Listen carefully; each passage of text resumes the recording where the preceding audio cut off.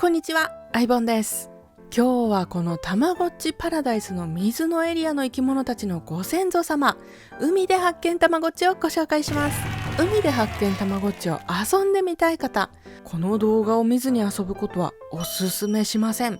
海で発見たまごっちは持ってるけど死にすぎてメンタルやられるから押し入れにしまったよって方、もう大丈夫です。私が救います。たまごっちは遊んだことないけど海の生き物が好きな人にもおすすめですので、ぜひ最後まで見てくださると嬉しいです。海のたまごっちは全キャラ制覇した私ですが、ケロピョンチのリクエストが来ておりましたのでチャレンジしたいと思います。リクエストありがとうございます。それでは早速遊んでいきましょう。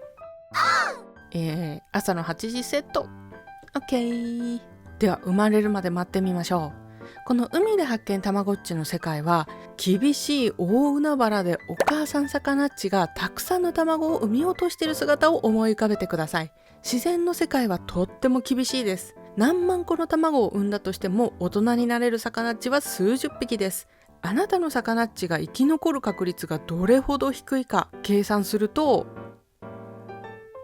なんかちょっとだ、そろそろ生まれるかな。おお、来た来た来た。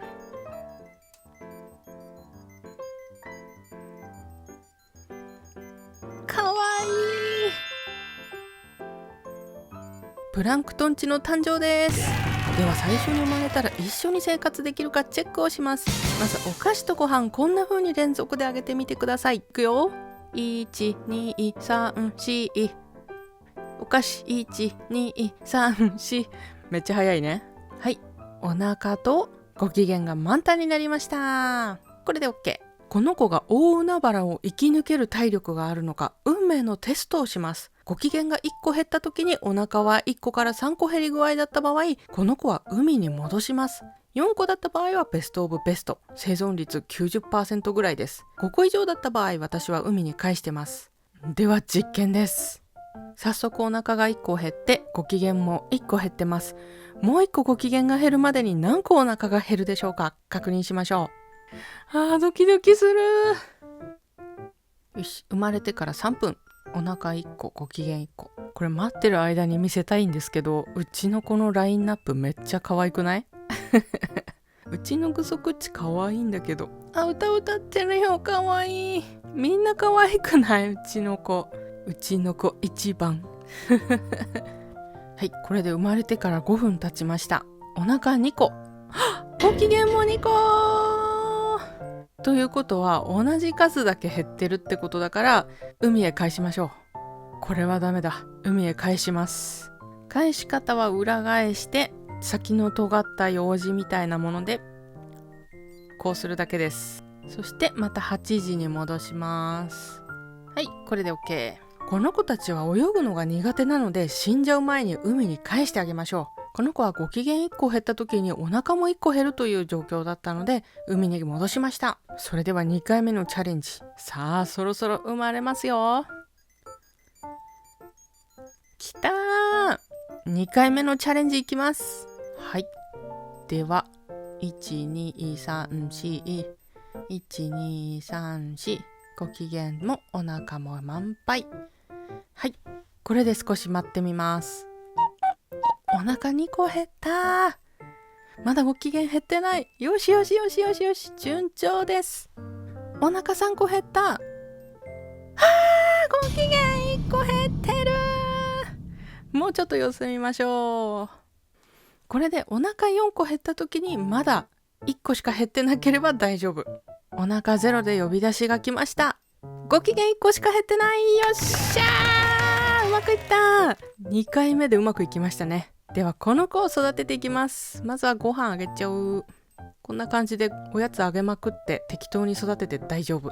おさらいすると、ご機嫌が1個減った時にお腹は1個から3個くらいしか減ってなかった場合はこの子は海に戻します。今回のようにご機嫌が1個減った時にお腹4個減った場合はベストオブベスト、生存確率 90% です。逆に5個以上だった場合は私は海に返してます。これであとは誰に進化するのか運に任せたいなら自由に育てても OK です。でもここで動画見るのやめちゃったらまた死んじゃうかもしれません。生存率を上げたといってもまだ第一段階ですので、まだ落とし穴は他にもあります。ネタバレ嫌な人も動画見ておいて損はないです。運で育つキャラはね、2種類くらいしかいないので、どのみちこの動画だけ見ても全キャラ攻略なんて不可能です。このたまごっち初見殺しが過ぎるんでね、ネタバレとかそんな次元じゃありません。今回私が目指しているケロピョンチは、折りたまや初代でいうところのマネッジポジションです。一番いい子に育てたら進化するよって子ですね。さて、いい子とはって思いませんか？ 30 年前の初代たまごっちはいい子って呼んでたので、その名残で私も未だにそう呼んでしまっているんですけど、他の子が悪い子ってわけではありません。お世話をよく頑張ったってだけです。ここはね、1日1回お世話したら頑張ってるんじゃないのって思う人もいれば、1時間に1回の人、30分に1回の人、いろいろだと思いますが、呼び出し音が鳴った時にここに表示されるマークが15分ぐらいで消えちゃうので、消える前にお世話をできたら完璧なお世話となります。ですので、プランクトン値から次のクラゲッチまでは自由に適当な育て方で問題ありませんので、クラゲッチになったら呼び出し音に必ず答えるように育てます。音が鳴る前にお世話しちゃっても全然 OK ですし、どっちでもいいです。これが基本の海玉育成のルールですね。では、クラゲッチに進化するまで少しお待ちください。こんなちっちゃくて可愛いプランクトンは見納めですよ。1時間で進化しますからね。それではまたね。はい、進化しましたよ。可愛いね、クラゲッチ。この子タマパラのふよふよヤングにも少し似てませんか？ここからが正念場です。まだまだこの子も赤ちゃんなので、やっぱり一番命の危険がありますからね。羽化したばかりの赤ん坊の魚ってどうなると思いますか？そう、他の天敵に食べられちゃうんですよ。この海玉は白クマという天敵が来ます。襲われたら必ず病気になるので超危険ですよ。病気を治してもドクロマークは5回目で死に至りますので気を抜いてはいけません。どれぐらいの頻度で襲われるかって、1日 4,5 回は来ます。来すぎだってばって感じだよね。仕事中やお昼寝中、問答無用で天敵は襲ってきますよ。北極で流氷の上にいるアザラシちゃんみたいな気分を味わってるんじゃないかな。全ての白クマを退治できずに襲われちゃった場合、今日中にお別れよ。初見殺しでしょ？でも大丈夫。あなたは死なないわ。私が守るもの。約1日10時間ぐらいお世話するんですけど、1時間に1回は何かしらのイベントがあると思ってください。2、3時間放置できると思ったら大間違いですよ。そしてシッターさんに預ける？できるわけないよね。大自然の大海原の中ですからね。タマパラは動物園で私たち飼育員がお世話してるから生き延びてるイメージですよ。こっちは大自然をイメージしてね。1時間に1回は天敵だったりしつけのタイミングが来るんですが、完璧に乗りこなした人が私がいい子と呼んでるケロピョンチになります。呼び出し、しつけを逃さない、これだけ。だけどそれが難しいんですよね。多分ここを完璧にできてもケロピョンチになる人ならない人の分かれ道がありますので、次の進化まで待ってみましょう。では頑張ってこまめにお世話してきます。またね。はい、おとどっちに進化しました。やったー。ここまでできたらクラゲッチの時よりは生存率が上がってます。なんかね、実際育てやすいって感じてます。でも油断は大敵。私はこの状態でも不審死しちゃったこと何十回もあります。命に関わることもう一個言い忘れてました。おやつを食べていいのはプランクトンの時だけです。1回食べさせるごとに病気になりますから、毎回言った通り5回病気になったら死にます。完璧にお世話しても3回ぐらいは普通に病気になりますので、白クマ失敗したりおやつ食べさせたりを数回やるだけで簡単に死んじゃうので気をつけてください。ではここからケロピョンチについて詳しくお話ししていきたいと思います。いい子に育ててるにもかかわらずケロピョンチにできないって人普通にいるんですよ。ケロピョンチに苦手意識持ってる人いませんか？育て方は合ってるのに進化しない。なんでだと思いますか？実はもう一キャラ少し育て方が被ってる子がいるからなんですよ。海玉はケロピョンのように完璧なお世話で育つ子、体重管理で育つ子、水質管理で育つ子、お世話ミスで育つ子と育て分けが必要になります。その中で体重が軽いと育つ子に関してはケロピョンチとお世話方法が被ってくるんですよね。ですので最低体重で育てるとケロピョンチになるのか他の子に育つかは運次第になっちゃいます。私はだいたいケロッピになる運の持ち主だったんでしょうね。 YouTube やるまでケロピョンチしか見たことありませんでした。ですのでここからは今まで通り完璧なお世話プラス体重管理が入ってきます。実際どこまで体重増やしたらケルピョンになるかは私知りませんので実験してみましょうか。最低体重は現時点では今 17g なので最低体重 15g ですね。プラス何グラムにしたらケロピョン値になるのかやってみましょうか。体重を無理に増やそうとするとおやつの力が必要になります。みんなの魚っちを危険にさらすわけにはいかないので私が人柱になります。時にはおやつをあげるべきか検証して病気のリスクを背負ってどこまでだったら耐えられるか私の身をもって証明しますね。少しお待ちいただきたいと思います。それではまたね。はい、大人になりましたよ。個体選別したこの子は果たしてうまくいったんでしょうか。いきます。じゃじゃーん、ケロピョン値になりました。やったー。これでみんなにあの辛い脂肪音を聞かせずに済みます。約1年ぶりの海玉だったのでできるか心配してましたが進化しました。やったー。遊んでみましょう。よっしゃー、勝てたー。舌出ちゃうとこ可愛くない？怒っても舌が出ますね。かわいい。ケロピョンはカエルだから泳がずにここにずっといてくれるところがいいところですね。他の魚っちたちは泳いでしまいますからね。これがかわいいポイントになりますよ。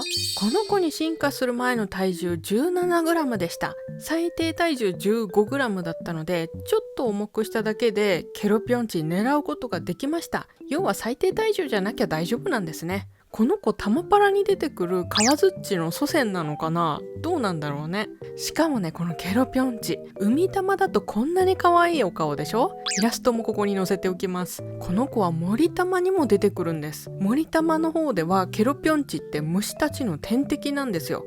だからこっちでいう白クマポジションなの。出てきたら退治しなくちゃいけないんですよ。海ではこんなに可愛いアイドルなのに森に行くと見てください。この血走った顔この悪魔みたいな顔が私的ツボです。虫っちたちにはケロピョン値がこう見えてるんだって思いました。